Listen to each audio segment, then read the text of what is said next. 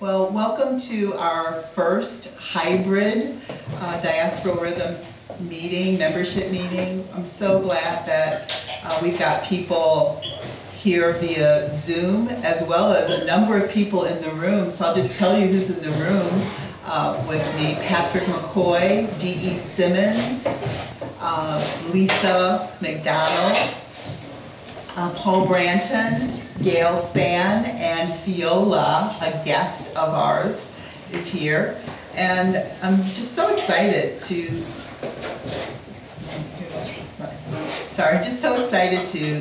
see everybody out here, and glad that we can try something new to see how we can continue to evolve and be successful in connecting with each other during this pandemic, and hopefully as the pandemic winds down.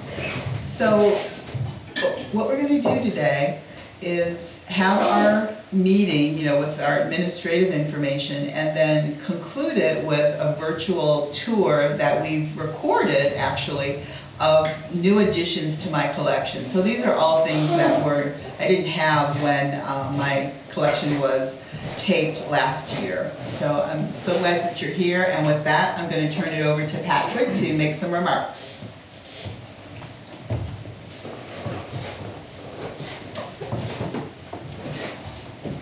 And good morning, everyone, and welcome to 2022. This is our very first hybrid meeting, and I'm going to tell you that those people who had the opportunity to come and join us in person, you missed something fantastic. This is my very first time seeing the collection in person, and I'm just blown away. So I would say that you really have to have this opportunity to come and see Aleta Tucker's collection. As I said, welcome to 2022. This is going to be an exciting year because we're going to be preparing for our 20-year anniversary in 2023. I'm looking forward to participating and kind of helping lead that process. Now I say help lead it because I have identified that I am going to be stepping down from the board, and the board has finally acknowledged that they're going to let me go. So I'm going to be focusing primarily on preparing my collection to be part of a legacy of myself and of the organization. And I've got some ideas and new ideas about how to do that. And I'm going to be spending most of my time on that, but I will always be available here to kind of guide the organization, work with the organization, and provide any input that it needs to proceed forward. So you'll still see me around. I will be actively engaged, but I will not be leading the board. And with that, I'd like to just say a couple of things. As we proceed forward, things that I think we should be considering incorporating into our future activities. One is to continue to have the home tours when we are able to have them. I think that is a signature component that sets us apart and really establishes our brand.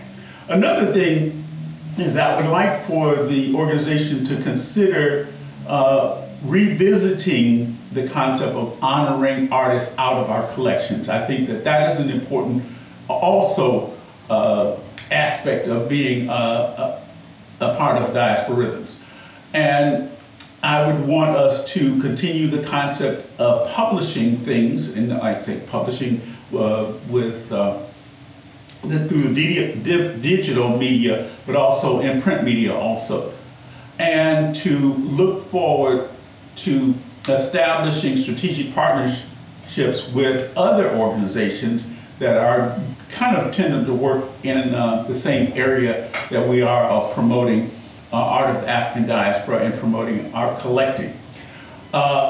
In that line, I would think that we want to, when we have the chance to promote scholarship on art collecting, especially in the African American community. I think that that's kind of missing, that people do not know enough about the major art collectors that have come through Chicago and across the country that have focused on African diaspora art. And last, I would like for us to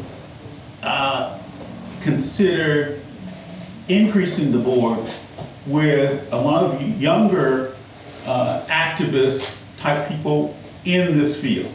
And I will be helping the board in that activity, but I would be encouraging people to step forward and identify people that they think that could help us move forward into the next 20 years. Okay? Well, thank you very much. Take care. All right. You too.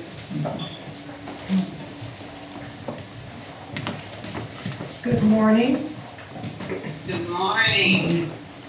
I'm going to switch the agenda just a bit. I'm going to address the board changes and then do the treasurer's report.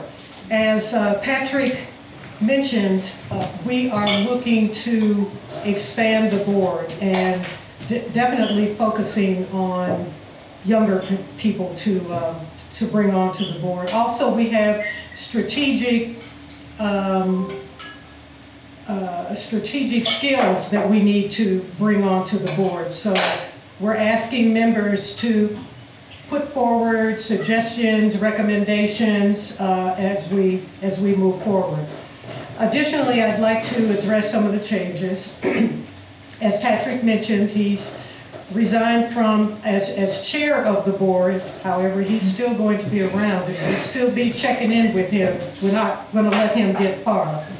But in the meantime, we needed to have some push forward, some leadership on the board, and the board asked Dee Simmons to step in as acting chair of the board until we have found a replacement for Patrick. Additionally, we have a new board member, Paul Bratton, formal announcement. And Paul's been on the board now for about a little over a month. He came on before Christmas, so I guess it's been more than a little over a month. So those address the board changes that we have taking place right now. But again, any recommendations, referrals, please let us know, and board members will pursue making contact with them and communicating with them. Okay? Now, the treasurer's report. As you know, last year, we got a big grant from the Chicago Charitable Trust. And that grant was for operations. And so we have not taken a lot of big steps since then, but again, if you have ideas about things that we can do operationally, we welcome input. But I just want to give you sort of a check-in, a status report on where we are with our cash since July of 2021. Right now in the bank, we have a total of $115,436.13. Now, the grant was for 3 years. So we have set aside 2 years of the grants. We're restricting those funds. We're not spending it in year 1. Then in year 2, we'll pull out the second third of the grant. And of course, the balance will be for year 3. We have opened a new account at Chase Bank. Chase gave us a little more management of the funds than Harris Bank did. So we are transitioning all of our operational activity into Chase, and we still, of course, have the PayPal account. So in terms of unrestricted cash, because remember, we're restricting $93,333, we have $21,479.40 available for cash use. To the end of the year. I'm sorry? To the end of the year. Through the end of the fiscal year, correct, June 30th. And then a little profile on the spending that has taken place since July 1. We have spent close to $3,000 on Intuit. And that was for essentially opening up a new bank account, buying checks, stock, and, printing checks and stamps and envelopes. It's gotten to be an expensive endeavor to even have a bank account. We've spent close to $600 on Wix, which is the web platform. $770 on the membership software, which is called Joinit. $1,570 for WebCube. WebCube is the consultant that has built our web platform and continues the maintenance. So that includes his, it doesn't include his maintenance, needs. We spent $735 on legal fees. We've contracted with a lawyer to help us redraft the bylaws. Of course, they're 20 years old and need to be updated. And for the holiday party, we spent roughly $2,100 on the facility, the catering, and the refreshments. And then $14,000 on the fundraising bonus. The year before last, the board voted to provide an incentive to DE for fundraising. And we allotted a 10% fundraising bonus. So whatever funds he brought in to the organization, then he was awarded 10% of those, which is this $14,000 bonus. Now, in terms of monthly expenditures over these 7 months, we've spent $800 on web maintenance, and that went to WebCube. That's his monthly fee for 7 months. $600 on the accounting software, which is Intuit, QuickBooks Online. $38.50 on ED services and $36.75 on the grant oversight. So, any questions from anybody online or here in the room? The maintenance fee, that you said that's a... The website maintenance? Yeah, that fee is for, that's every 6 months? No, it says $804 over 7 months. Over 7 months. Right, so it's roughly $132 a month or something like that. Okay. So given that some of those fees are subscription, what would be the annual fees going forward that we would spend just in subscriptions for web, software, and that kind of thing? Annually? Yeah. Those are the one-time expenditures. Okay. Joinit, which was $760. Okay, yeah, but so what I'm wondering is, do you have to pay like a fee, like a license fee or any other fee, or is that just a one-time fee? This is it's an annual fee, so it has to be renewed annually. Okay. Okay. WebCube, that was a one-time expenditure, but that's not an annual fee. That was for contracting with him to build the web platform. But for Joinit, Wix, and Intuit, we have these fees that will renew annually. Okay. So does that make about $1,500 or $3? Because I didn't. Roughly, yeah, $1,600, $1,700 Okay. a year. Thank you. Anybody else? Any other questions? No? Then I will be turning it over to D.E. Simmons.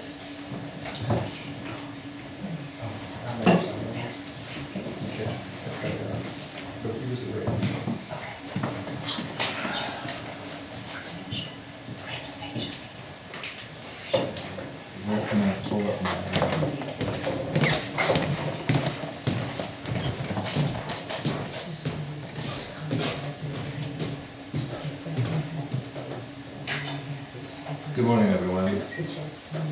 Good morning. How's everybody doing? Great.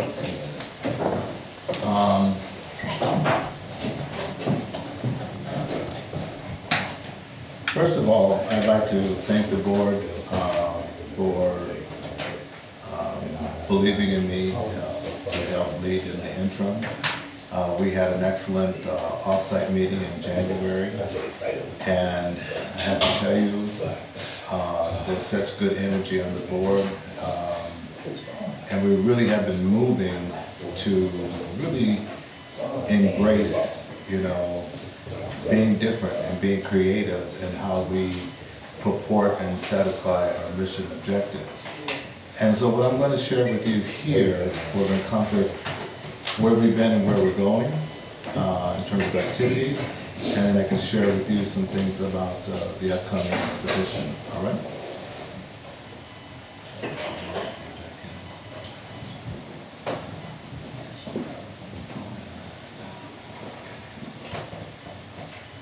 All right.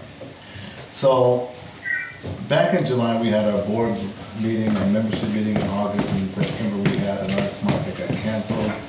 So you can see the impact of COVID on our operations. We had, you know, we mostly did in-person events.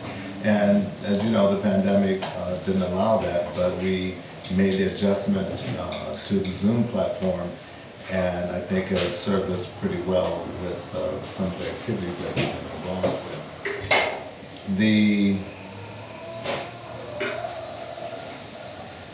Where we are now is we've looked at how can we start to get together based upon, you know, the CDC guidelines. And so we had our first in-person event for the holiday party, and it came up well. It was a very aerated space, social distancing. We applied all the practices. Everybody was vaccinated that was participating, and we had a really good time. Then we had the board retreat that I just talked about, and then really helped us to prepare for what we're dealing with today. And it was really evidence in terms of the energy of the people on the board, because Alita said, let's look at things differently and let's try to do we were just trying to decide, should we do in-person or should we continue to do Zoom? And she came up with the hybrid concept that has brought us here today. And the benefit of that is for members who have missed it, it's being recorded and we'll be able to post it on the membership page of our website. And I hope you also made note that we've also changed and upgraded the website. I hope you enjoy that and that it reflects who I feel that we are as an organization. So going forward, all these green shaded areas are really our attempts to move back into a in-person or hybrid situation, depending on how things go with the guidelines that we get from the CDC. So we're meeting in February. We'll have a follow-up meeting with the board. In March, we have a Art Smart that is scheduled, where it's called Curators Tell All. It'll be on March 19th. We've advertised that. It'll be posted on our social media pages. We'll have another membership meeting in April. And then also, well, I'll get to that in a moment. And then you see that we have the board meeting, and then don't miss the June membership meeting, because we'll be sending our former chair off in style. He didn't know that till this to thank Patrick for all his contributions and the years of service of the organization. So stay tuned for that event. And then that closes us out for this fiscal year. So moving into 22-23, where we start our 20th year celebration, the theme for our celebration is perspective. You know, we've been collecting for 20 years. The event program has always raised the question, what are we trying to say, what are we trying to do, what are we trying to express and communicate to the community at large about where things are at in the wonderful world of collecting. And so we looked at what we did at our 10th year, we looked at what we did at our 15th year, and looking at that trajectory, it told us that, hey, we have a voice, we've made an impact in the art landscape, and more importantly, we have a perspective. When you see what Alita has done since we videotaped her last year, it's just amazing. But it's just one example. And Patrick said this a long time ago when we did the first exhibition, that what you saw at that exhibition was just the tip of the iceberg in relationship to the depth and breadth of what we collected. So we approached the exhibition saying, well then, let's show that depth and that breadth in terms of figurative, landscape, abstract, mixed media, sculpture, and then also, we would include the photography in that, and show the world, okay, what they haven't seen, all right? So we'll be sending out information to you directly through the website about how then to submit work for those categories and the process and the link. We're working with Dropbox to have the capacity to store all those images. So we look at it about a range of 3 submissions per category, which would give each member 15 items to submit. And if I just get a rounded number, if we had all 50 members participate, that generates about 750 works of art that would have to be then juried and pared down into a curated show. We also have been working with the Logan Art Center and the Smart Museum these last 3 years to kind of figure out where the exhibition will be. And with Patrick's help, we are in negotiations seeing if we can secure the Chicago Cultural Center. So keep your fingers crossed and prayers up that that comes through. And so with that, we're looking to have I'm going to go into July now. We have our board meeting. We want to get back and have our on-the-road trips again. Another Art Smart in September. We are looking to establish an annual auction from Diaspora Rhythms, so that'll give us a chance to move some things to their new homes to make room for new things coming into our homes, all right? And we'll have another holiday party. And that's going to be a real good one because that's the 20th year celebration party. So dust off your black ties, get your gowns ready because we're going to party, all right? So back again with the meetings in January and February.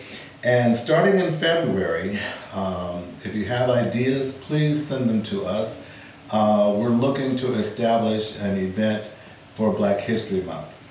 We've not participated and had events in this market for presenting art from our vantage point, about the history of art collecting in our community. All right, there's nothing new, and the founder of Chicago was an art collector, so I think we have an opportunity to have an impact or a signature event for Black History Month starting next year.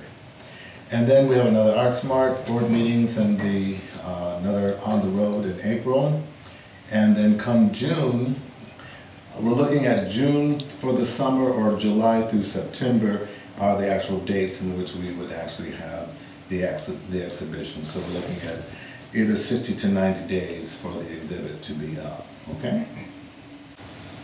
And I want to share with you the branding for the exhibition, all materials, and this is it. This is Perspective 2023, an exhibition of fine artworks presented by Diaspora Rhythms, founded 2003, celebrating 20 years. And our new tagline for the organization is, "The Love Affair Continues." This is a program made possible through the support of the Chicago Cultural Treasures Trust. This is Raymond Thomas. Raymond Thomas is the graphic designer who has come up with this look for us.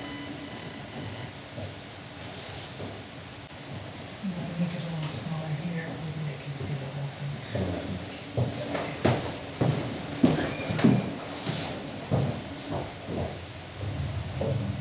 And this is the cover for the catalog.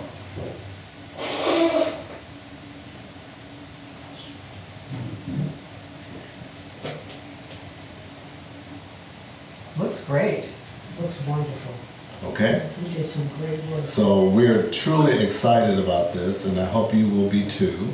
And stay tuned. We'll be sending out the notification. Paul Brampton will be working with me in all the logistics with us getting this ramped up. So stay tuned and start looking at your collection to see which ones you would like to have in the upcoming exhibition. I have a question. Yes? In the past exhibits, we've limited submissions to things that were purchased within the last 5 years or since the previous exhibit. Mhm. Will we do that again, or will this be more open to anything we've collected ever? This is open to anything that you've collected since you joined the organization, and the only thing that's excluded will be things that we've shown already. So if it's never been exhibited Yeah. within our Okay. exhibition, everything is open, and that's the really great opportunity, because a lot of things that weren't selected that Patrick and I felt should have been selected. I agree. Okay, I got a couple of those myself, all right? Okay. So we got a shot at this one, okay, guys? Great question. Thank you so much, Susan. Good to see you. Okay, and now I will turn it over to Alita. Thank you. Thanks, Dee. So now we're going to share the video that we actually created just last night. Tony and Dee came over and we created a video of the new works in my collection. See it in person. And yeah, those of you in the room will get to see it in person, unfortunately. But for those of you on screen, I'm going to bring it up on Zoom. So give me a moment.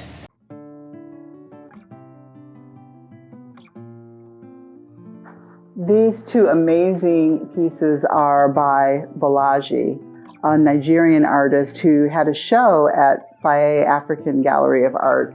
And he specializes in impasto, which is this layering on of paint that gives it so much texture and just pulls you in. So I fell in love with these two pieces. They're flowers. I like the flowers, and this to me looked like it was more detail of a close-up of the flower in the lower image. So those are the two Bolajis.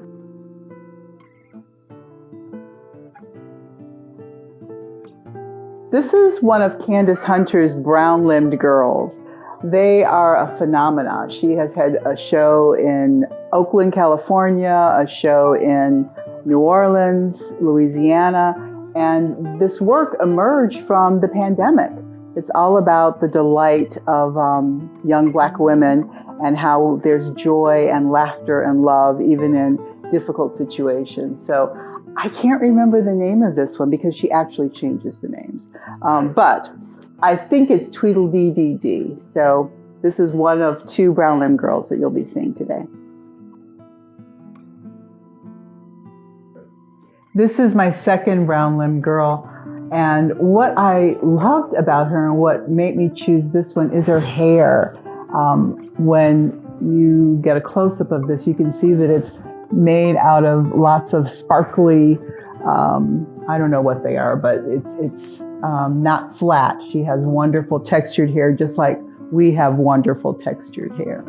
So this is the second brown-limbed girl, and if you missed seeing this work, one of the things I wanted to share with you is that you can get journals of the brown-limbed girls. They're available on Amazon. There are going to be 12 releases, one for each month of the year in 2022. So check those out. This watercolor is by a Ghanaian artist named Darte.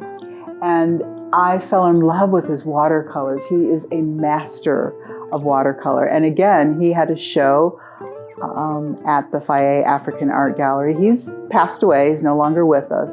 But the thing that I find amazing is when you see a close-up of this work was produced in 1993. And look at just how the color has remained true and how beautiful it is, how well preserved it was. I believe that the person who collected them had many, many, many of them and just kept them in wonderful condition. And they were not framed. So this is my Darte, which I adore.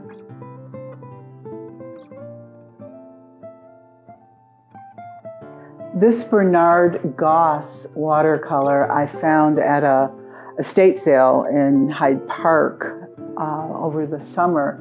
And one of the things about Bernard Goss that you may not know is that he was married to Margaret Burroughs, who founded the Southside Community Arts Center. So this is obviously of San Francisco and the Golden Gate Bridge, and I'm really happy to have this be part of my collection, even though sadly it's a little bit faded, but I love it nevertheless.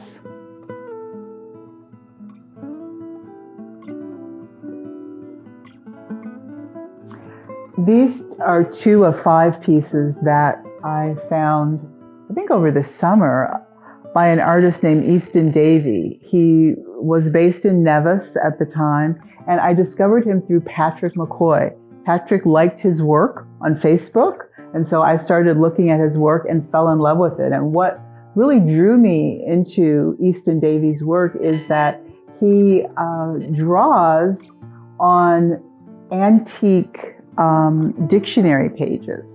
So that's what the background is on both of these pieces. And I just love, the movement and just how much he can pack into an image. So these are 2, you'll see 3 more in a moment.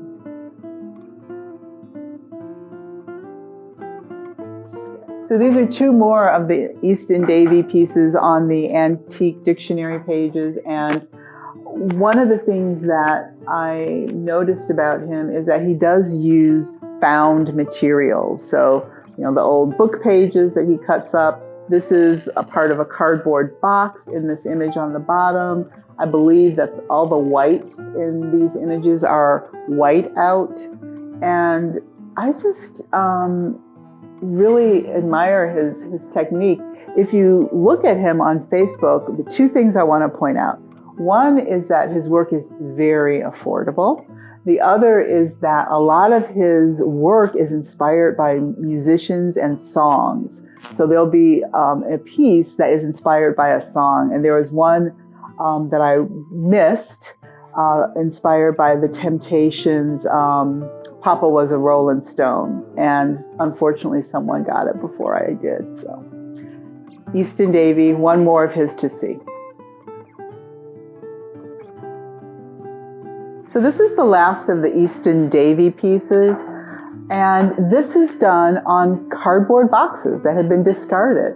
And this one I do remember the name of. It's the Avocado Woman. So she's got these avocado pits at her feet, and she looks like she's enjoyed quite a few of them, or sold them, or made guacamole, or I'm just making up her story, but I thought she was very intriguing because there are actually 3 layers of cardboard box in this image, and it just made me smile, made me think of summertime. So this is the last of my Easton Davey. Do check him out. He works in both Nevis and Amsterdam.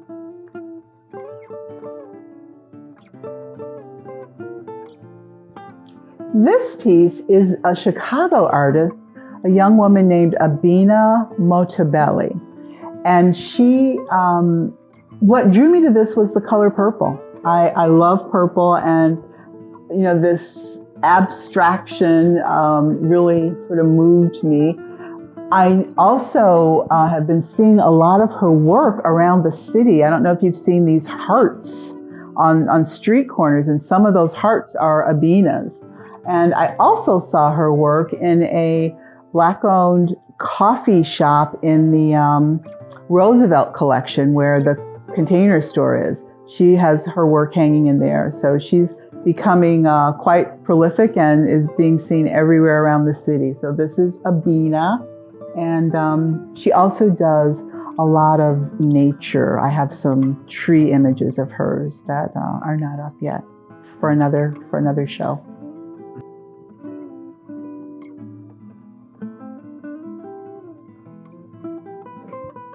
These are 2 of Arthur Wright's works. I love Arthur because he can really quickly create an image, and then he later, adds color, but he does these line drawings at musical performances oftentimes. So this is a bass player, and I just love how he's added color very selectively. in the drawing. And then this is Beethoven's birthday bash. I don't know what that was, but there is a drummer looking like he's having a really good time in this image. So he does a lot of images of musicians while they're playing, and you should check Arthur Wright out. He's a 3 Arts Award winner this year.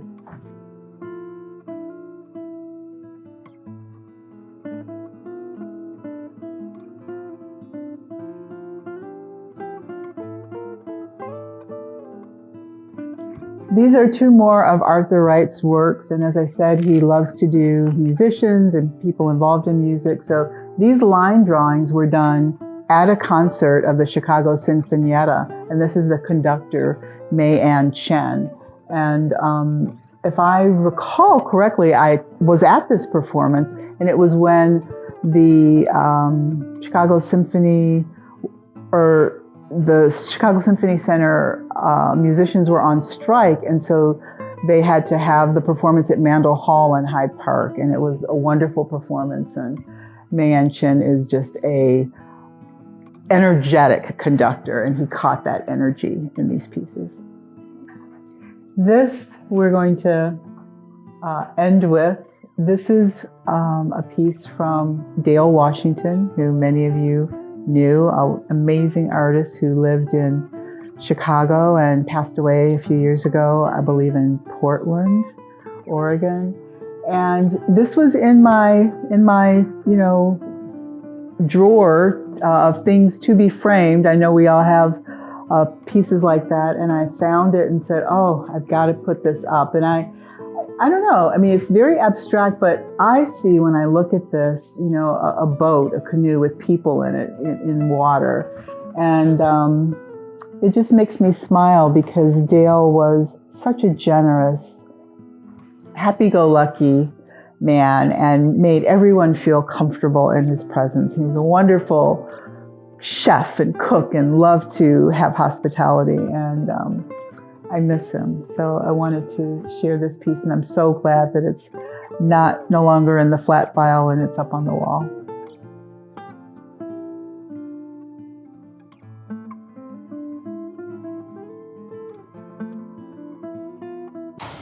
Okay, thank you so very much.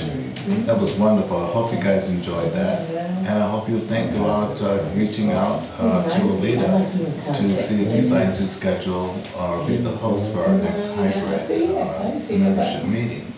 I just have a couple of quick announcements before I let you get back to your Saturday. And one is Paul Brenton has his show opening this evening, and I think he sent out the flyer to everybody. So please put that on the calendar if you'd like to get out. And then we have been invited to participate in a documentary with Sapphire and Crystals that Felicia Grant Preston is working on. And if you have an experience that you'd like to share, having purchased and worked with the artists through Sapphire and Crystals, if you would send me an email, or you can send it directly to Felicia, and we'd like to get with you to schedule a one-on-one interview to get that story for the documentary that is being shot with her, with David Weathersby. I want to thank you all for your support of Diaspora Rhythms. I hope you're looking forward to the things that we've got planned. I hope you appreciate the work that the board and I have been doing to keep it fresh and viable for you. Stay healthy, stay well, and we'll see you soon. Bye. Bye, everybody. Bye.